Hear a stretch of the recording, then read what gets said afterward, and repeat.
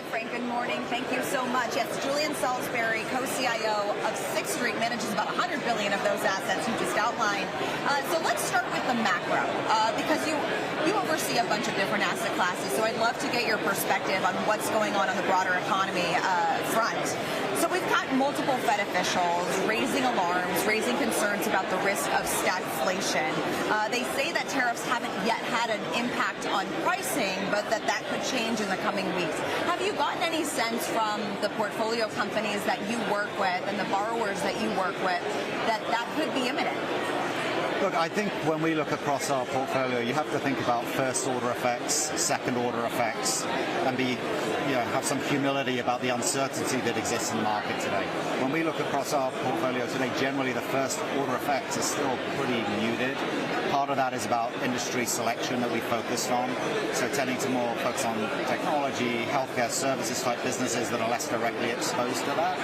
But I do think it's still early to say about the longer-term effects of tariffs, and I think we all have to be aware about the broader impacts on the economy. Nobody's going to be immune to this. Like, uncertainty is never great for investment, it's never great for consumer expenditure, and it's going to be many months before we see this fully roll through the portfolio, I think. Also, kind of sticking with the idea of the macro picture, and in particular what's going on in Washington with the deficit right now. We had Jamie Dimon speaking last week saying that he expects there to be cracks in the bond market as a result of just these exorbitant levels of national debt. Is that a concern of yours, and how does that impact, if that does indeed happen, how does that impact the private credit investing landscape?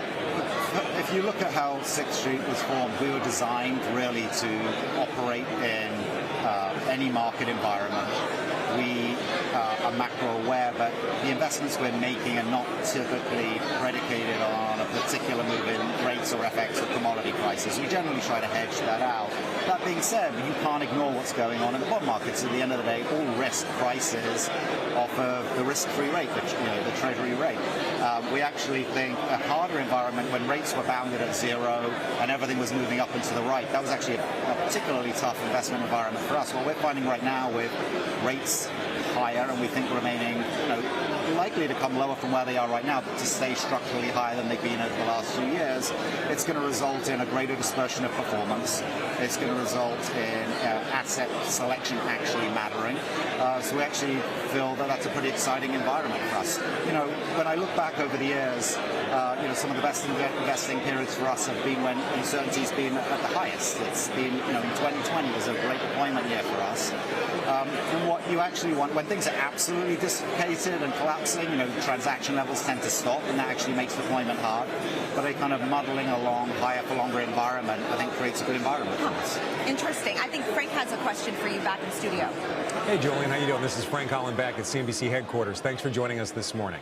A lot of talk there about an end to U.S. exceptionalism. We've seen some signs in the currency market. The dollar's down about 9% since the inauguration. How does that shape your view of emerging markets with the idea of a softening dollar, and how does that shape your view of Europe with a rising euro? So, great question.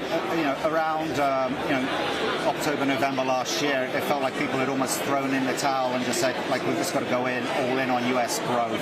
And, that was never the right answer. If you look towards the end of last year, our view was, when you looked at the valuation gap that had actually emerged between U.S. and Europe over the last 10 or 15 years, just given the structural environment and the relative lack of capital available in the market versus the U.S. And yet, great businesses that exist both in Europe and in Asia, that this would set up for a good environment for us. So if you come into this year, what's really happened? I'd say two things. One, people became more cognizant of the magnitude of that valuation gap. The gap had just gotten too wide, 30-40% premium in certain cases. Second, like this divergence in fiscal performance where, U.S. looking to cut expenses, cut spending, Europe, on the other hand, looking to invest more, especially in defense. And then the third thing, just from a geopolitical perspective, I don't think the U.S. exceptionalism story is gone. I mean, it's still the biggest, the best investable market in the world. great rule of law, transparency, great talent, just a real depth of companies that you can invest in across sectors and asset classes. But I think a lot of people were just starting to say, well, you know what, I've kind of gotten overweight, just given the outperformance of my US assets over the last 5 to 10 years. Maybe there's a chance to rebalance. So a lot of people on those marginal decisions are saying, maybe I should be looking at Europe and Asia now, both as a diversifier, a rebalancer, and just recognizing that those valuations have gotten out of whack. Yeah. So we think it's a good investing environment outside of the US. It really feels like a massive narrative shift here at Super Return from last year, where everybody was still in that US exceptionalism camp. At least it felt like that. And this year, there is more embracing of opportunities in Europe. Kind of speaking of bigger trends that we see here at Super Return, private credit each year keeps generating more and more airspace at this conference, just given the growth in that area. You guys are obviously huge players and early players in private credit. So I want to ask you what you think of some of the recent warnings, whether it's from the Fed, which just had a report showing the enormous interconnectivity between private credit and the financial sector, or Moody's, which believes that the next crisis could come from private credit. What do you say to reports like that are sounding such alarms? Yeah. So first of all, I think something like 85% of all companies in the US with more than $100 million of revenues are private. Right. So there's a huge need for capital for those companies. And notwithstanding the fact that the regulatory environment for banks looks like it's going to be easing, there's a huge need for capital in that space. Second, I think there's a secular demand growth from all forms of investors, institutional investors, insurance investors, wealth investors, to have exposure and interest in this asset class. When you have that level of capital flowing in, and the way it's flowing in, so you've seen massive growth, specifically in direct lending capital over the last 4 or 5 years, a lot of it in evergreen fund format, which means that money has to be deployed right away.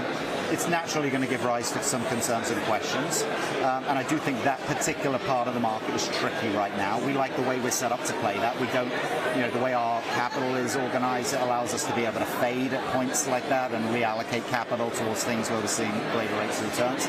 But look, when that much capital comes in, there's definitely a level of complacency in the direct lending market specifically, but credit's a much bigger asset class than that. There are opportunities in ABF and opportunistic credit and real estate lending. So we're really, our aperture gives us an opportunity to fade markets when we see there's too much capital and look at other areas.